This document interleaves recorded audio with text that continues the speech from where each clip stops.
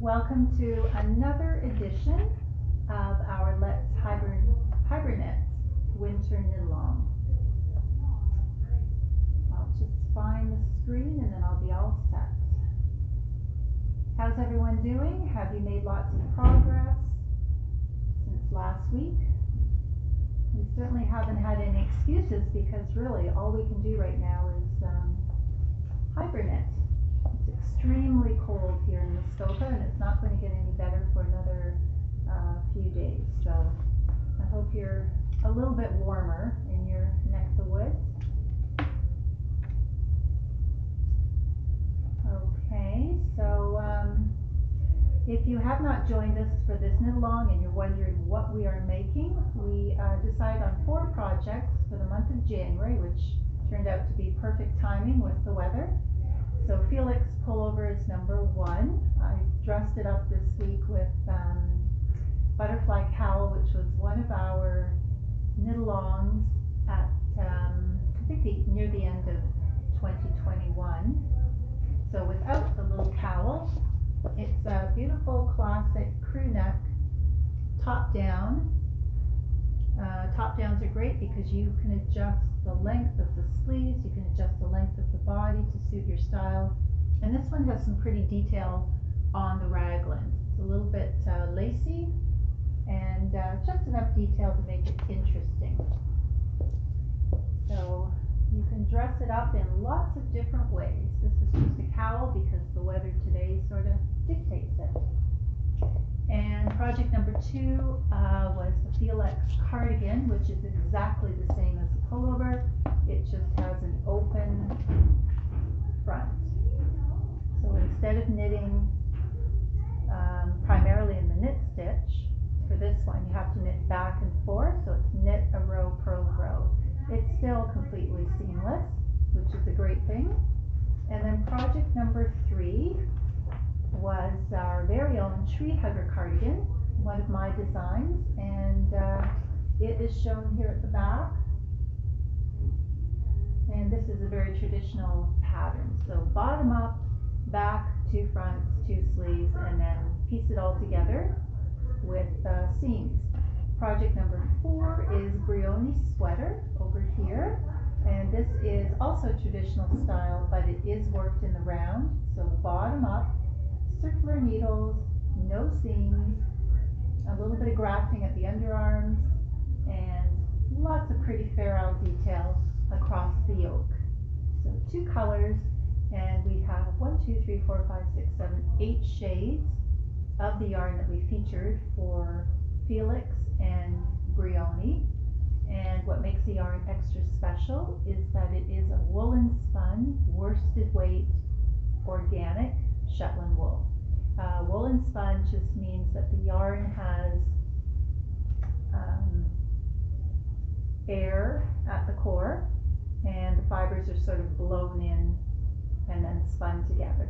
So that keeps it extremely lightweight, and in terms of yardage we have 300 yards per 100 grams. So this little beauty takes just over 2 skeins for the first size, extra small or small, and 3 skeins for medium to large. And Brioni takes 1 of the contrast color and barely uses about 40% of the skein, and depending on what size you're doing, it'll be about 3.5 skeins for the main color. Lots of different ways you can combine the shades together. We still have lots of stock in the 8 colors, and I can't wait to see pictures of how your Brioni turned out, or Felix, or Tree Hugger. Tree Hugger, we've used our Muskoka Yarn Goddess woodland base, and it is super squishy. Maybe this one I do have to bring up to the camera so you can see it.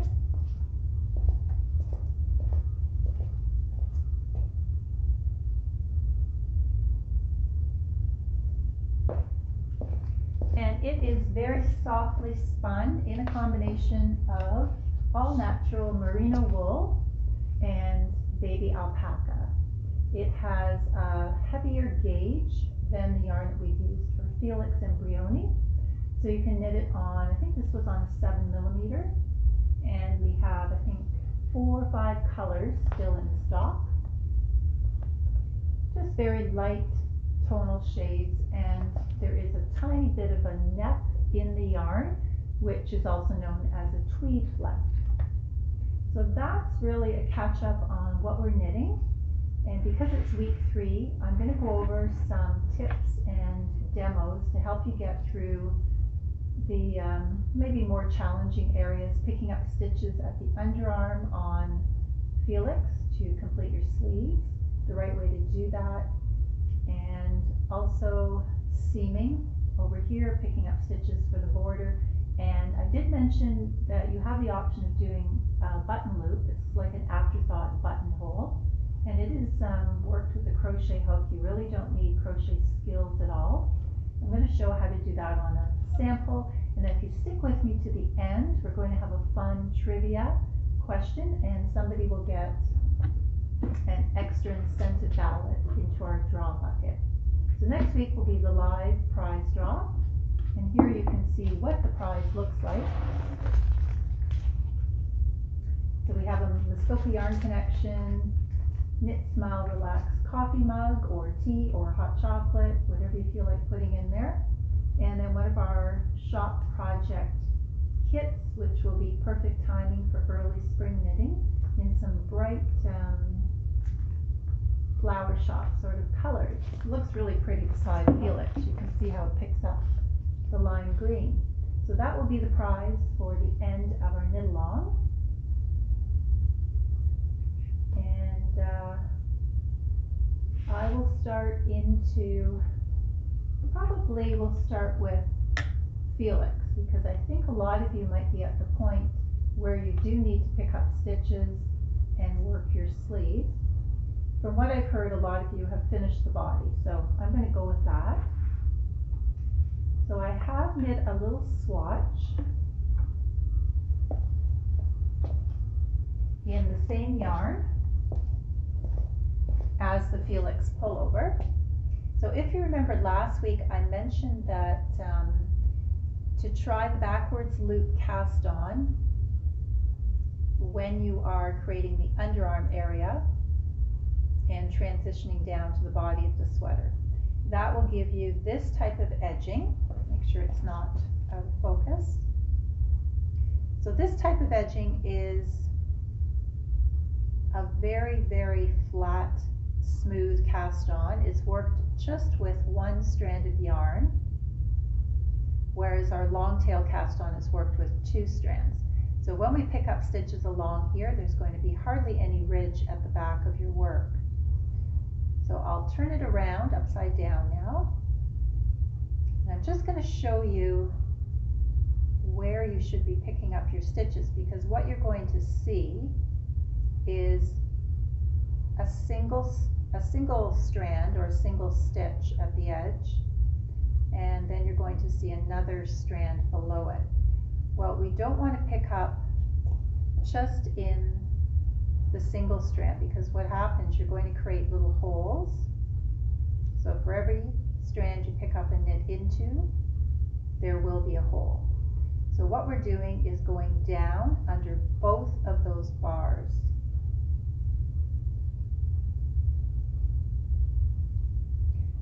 So I'm looking at the top strand and I'm going down one level lower, and I'm just going to insert my needle from front to back, bring the yarn over, and draw it through to the front. And that way I'm picking up every single one of the stitches that I've cast on. So for most of you it'll be 14 stitches across, and I have cast on 14 on this sample. So I want to get under both bars.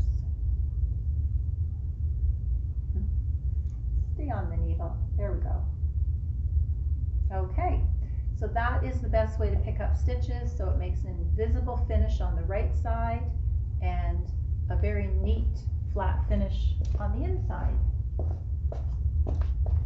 And if anybody has any questions about their pullover or cardigan, just post them in the comments today.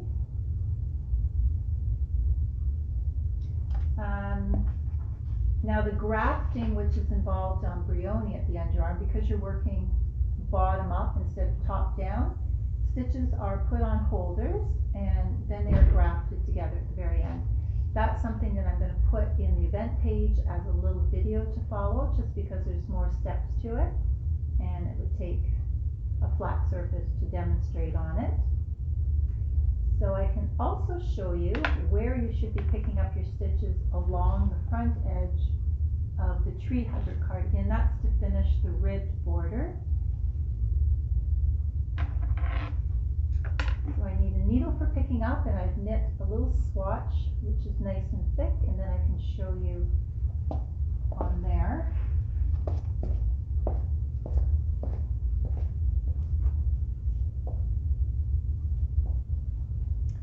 So I've just knitted a simple stocking stitch swatch in a chunky yarn, and similar to the tree hugger cardigan, we're going to be picking up along the vertical edge, starting at the very bottom of the ribbing, all the way up the front, around the back neck, and then down the opposite front. So you will need a circular needle to do that section, because you're going to have too many stitches for a straight needle. And the only thing really that you have to keep your eye on is that when you're picking up, you're going in 2 bars from the edge. When it's a bulky yarn, we have a tendency to just want to pick up the very first bar at the edge, but that's not going to make it stable enough. We want to go in 1 whole stitch, which is called the salvage stitch, and then it gives a nice clean edge. It won't interrupt the next stitch in the pattern. So I would be picking up 2 bars from the edge, inserting my needle from front to back, bringing the yarn over the needle and drawing the stitch through. And then I'll go up into the next stitch of the next row, 2 bars from the edge. I'll bring the yarn around, pull it through. And that way I'm just collecting stitches as I go. The pattern will tell you how many stitches to pick up, and if you've not made any changes to the length of the body, then you should easily be able to pick up the same number of stitches for your size. But because it's a knit 2 purl 2 ribbing, you don't want to pick up every single stitch of every single row. That's going to give you too many stitches, and you'll find that the border droops or sags or looks rippled instead of flat. So the rule of thumb is that we pick up 3 stitches out of 4 rows. So you want to do 1, 2, 3, skip 1, 1, 2, 3, skip 1. So that works well for the knit 2 purl 2 ribbing. Might be something to practice on a little swatch about the size of this. Something that you can pull out and try over and over again until you feel you've got it perfected. And then I wanted to show you making button loops as an afterthought. And it's something that you can do on any sweater. All you need is a crochet hook, and I usually say go 2 sizes smaller than your actual knitted garment. So if this was knit on 7mm, 2 full sizes smaller would be a 5mm. So crochet hook, the matching yarn, and that's all you need. You'll need a darning needle after.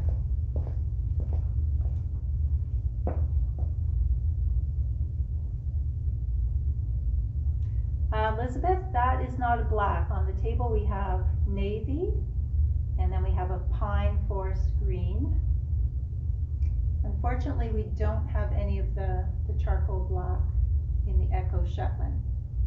Okay, so I'm going to demonstrate on a little swatch again. So I've got my crochet hook, 2 full sizes smaller, and what I've done is take a length of yarn doubled. And I'm going to start with the folded section, not the open section of the yarn. And I'm going to decide where I want my button loop to go. Generally, it would be starting 1 inch below your first V-neck decrease. So I'm pushing the crochet hook through 2 bars from the edge, the same spot that I would if I were picking up stitches, and I'm going to loop the center of that folded piece of yarn and pull it through. So that way I don't have any ends to sew in from the start of my button loop. Okay, so I'm holding the yarn over my left index finger, double strand, and all I'm doing is taking the yarn, both strands, through that first loop. So I've done 1 chain stitch, and the reason we're using a smaller hook and double strand is to make it tighter and firmer.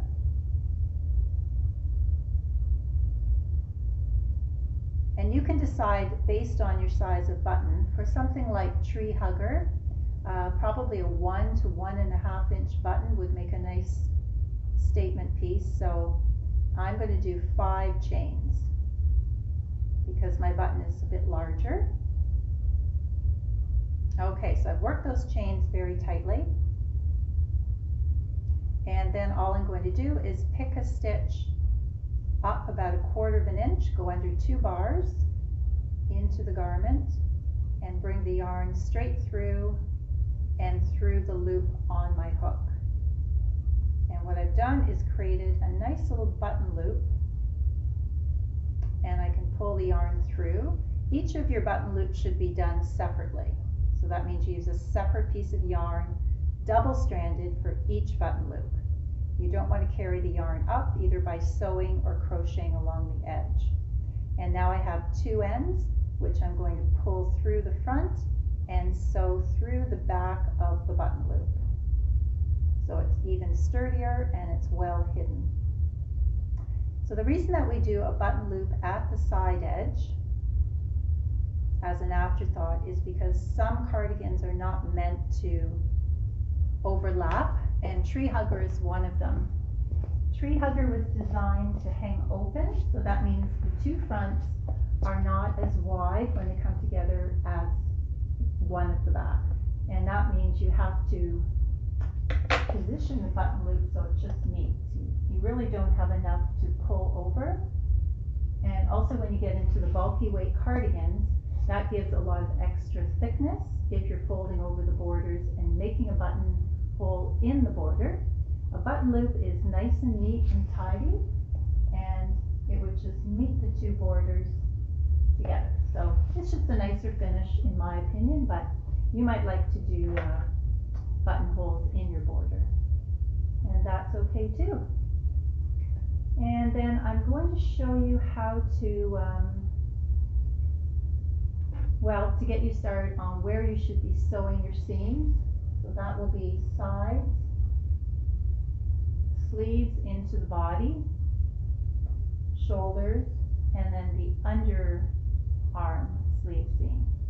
Only on Tree Hugger. You don't have to do any sewing of seams on the other 3.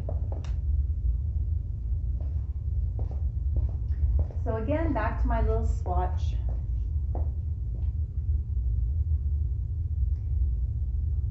So we do the invisible seam or the mattress stitch. That's always worked on the right side of your garment. And there are some advantages to sewing on the right side of your garment. Number 1, you can match up patterns. You know, if you were doing a striped sweater, you'd be able to see and match up the pattern perfectly on the right side. If you're sewing on the inside of your work, it's a little bit harder to do so. So again, we're just looking at the edge of our work. Oh, my square's upside down. We're looking at the edge of our work, and our sewing of the seam is going to take place in the same lane as where you've picked up your stitches for demonstration purposes. So I have to go in 2 bars from the edge, and if I pull it a bit, you might be able to see it's like ladders. There's little rungs of the ladder. So I'm using my darning needle, and I want to pick up 2 rungs of the ladder, and then I'm going to go across to the opposite side of the garment and also pick up 2 rungs of the ladder, and then I go back to the same stitch I came out of and take the next 2. So it's like a zigzag, 2 on this side, 2 on that side, 2 on this side, 2 on that side. And what that does, it creates a seam that turns inwards. That's your salvage edge. That will be blocked nice and flat after, and it won't leave holes at the edge, and it just looks completely invisible. If somebody were to go up to you and look for the seams, they would think that you've knitted in the round. So again, it's just picking up 2 bars,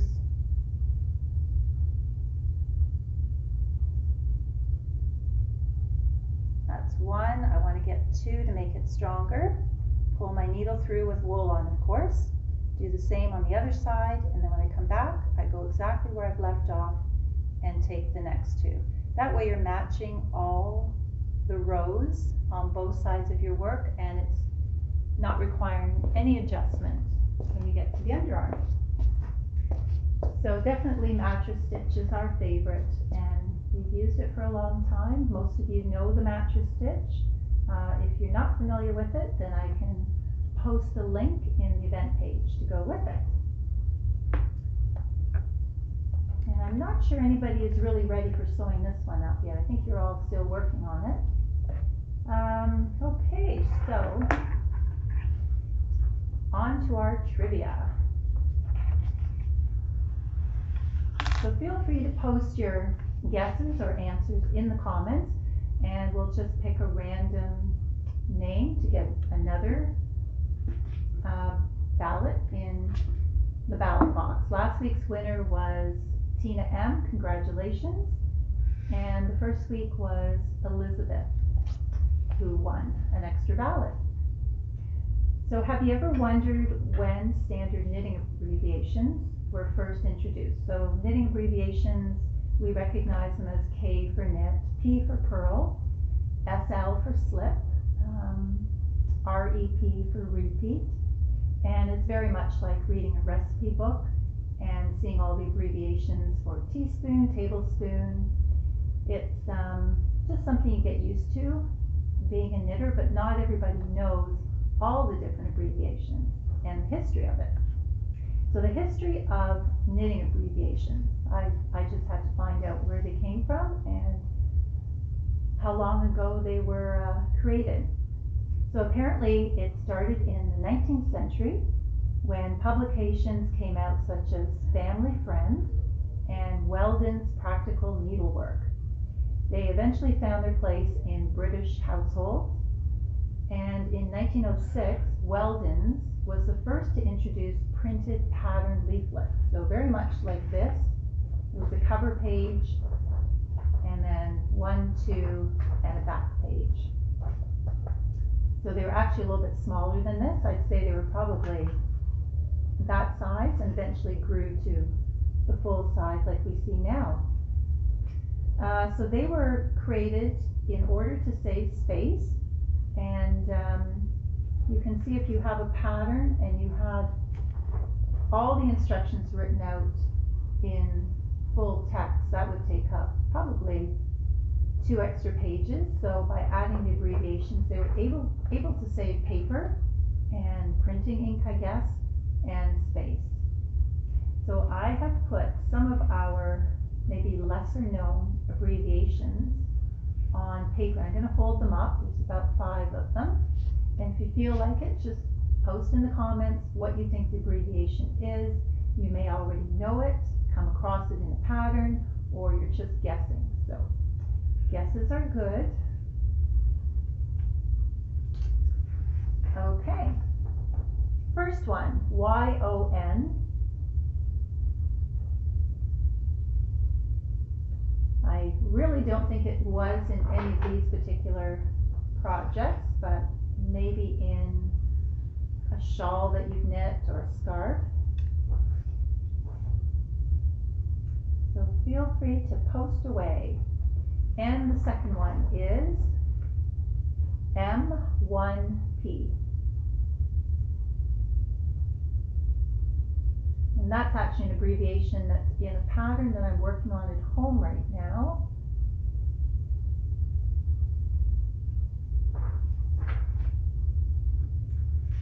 And number 3.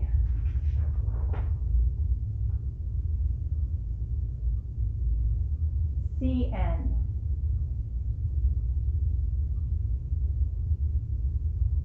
And CN can be short for many things, but this one applies specifically to the world of knitting. Last week we were having fun with knitting acronyms and lingo, and this week it's the standard abbreviations. Number 4 is YB.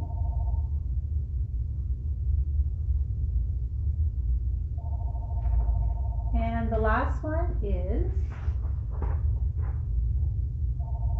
BYO, which could be bring your own something, but in this case I'm just leading you astray. It means something completely different. So I'm going to also post the link in the comments below on what was it? Craft Yarn Council. Yes, Craft Yarn Council knitting abbreviations, and they have posted all the abbreviations which are now universal. You might find if you're following a pattern that's British or European, sometimes they have a different abbreviation for what we have in Canada. Sometimes in America they have a different abbreviation for what we have in Canada. But the Craft Yarn Council is supposedly the universal knitting abbreviation list. So it might be kind of fun, you know, on a weekend if you're feeling it's too cold to go outside, just to learn maybe a few abbreviations that you're not familiar with, and the next time you're following a pattern you'll say, aha, now I know what it is, I don't have to look it up. So thanks everybody for watching. Post any questions that you have in the comments and I will follow up later. I'll post the links to these lovely 3 sweaters down below, and I will be back next week with probably a little bit about the blocking, and then we'll go right to the live draw and see who our lucky winner is. Happy Hiberknitting as always.